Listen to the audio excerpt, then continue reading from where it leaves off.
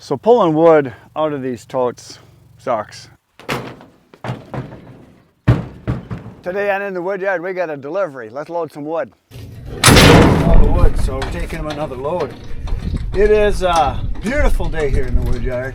It's about 88 degrees right now, and it's about midday. It's supposed to get up to like 95 or something, they say. I don't know, it's hot. Hot, hot, hot. Dry, hot, finally. We had a lot of moisture, a lot of rain over the last, I don't know, month. And we're supposed to get more rain tomorrow. But today is a good drying day. It's super windy, sun is out, and wind is blowing, and the wood is drying. So I'm gonna get this hooked up because I gotta be there in a half hour and I still gotta load the wood. So I got a couple other things I gotta do right after it. So it's kind of gonna be a hurry up and go thing today. This is where you want to make sure you got everything done right on your hookup, because you don't want to pull away and have problems here. So I think I got her hooked up. We're going to back up to the mixed hardwood over here now.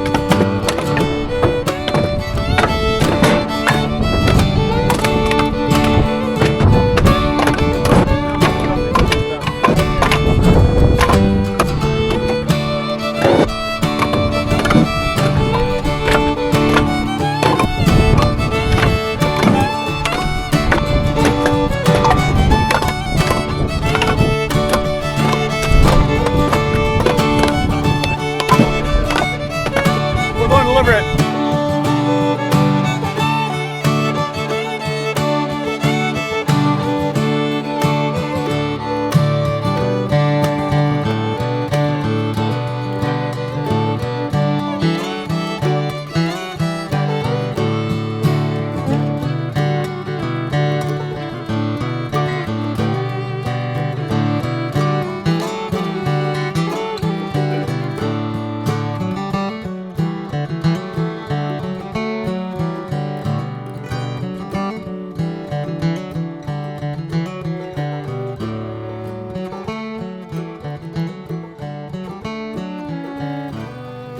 So pulling wood out of these totes sucks, it's my opinion. I know a lot of guys love them. They work great, I think, for end user.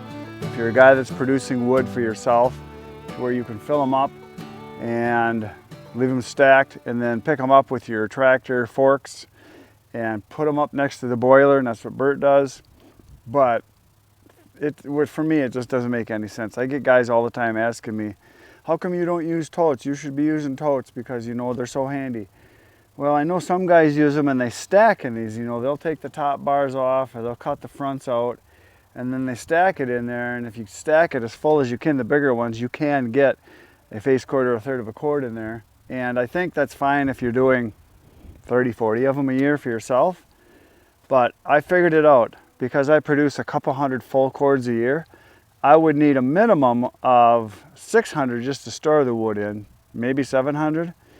And then if I'm going to deliver these to people, I've been asked that too. How come you don't just deliver and put them right into your trailer and then deliver them to the people? Well, so I load these. If somebody buys 3 totes, a full cord, if that's what you can fit in there, put those into my dump trailer. I get to the person's place, and then what do?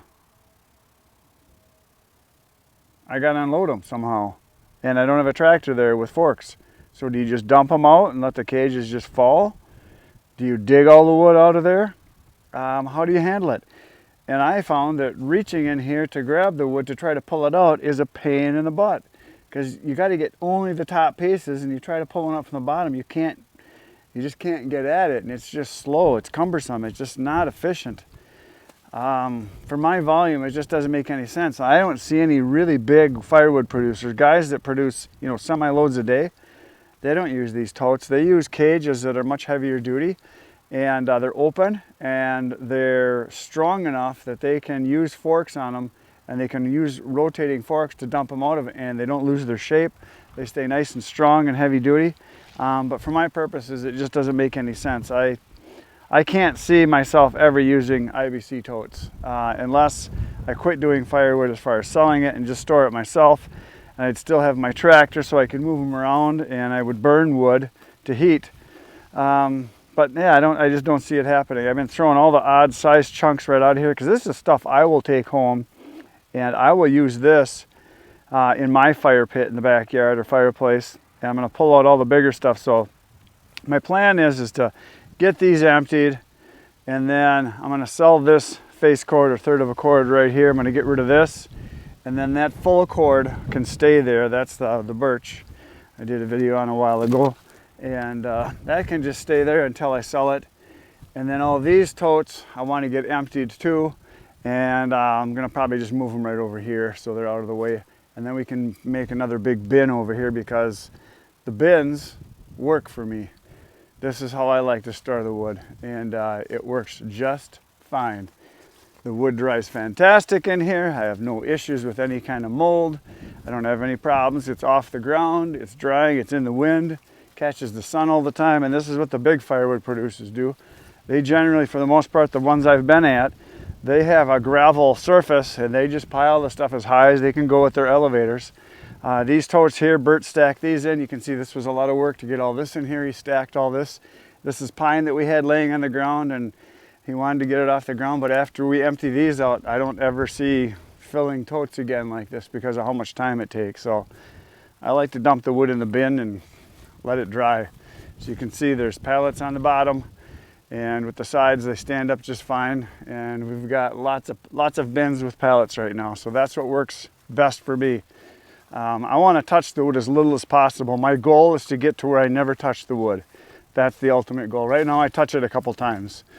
If we process the wood on the processor, we load it with the tractor into the processor. It goes through the processor, up the elevator. It's going to go right onto the ground, and then we scoop it up with the buckets, dump it into the bins. And then the first time I touch it is to load it into the trailer, and then I dump it.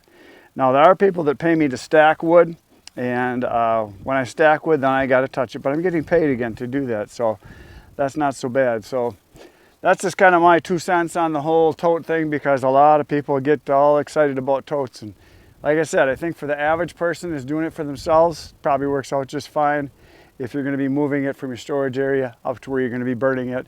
And you've got the equipment to do it. But again, you got to have the equipment to do it. So there's that. That's all I got for today, folks. I'm going to do some other work. Right now, you're going to go watch some more videos because you're good at it. You're a professional. I will see you tomorrow morning, 5:30 a.m. Good night, Irene.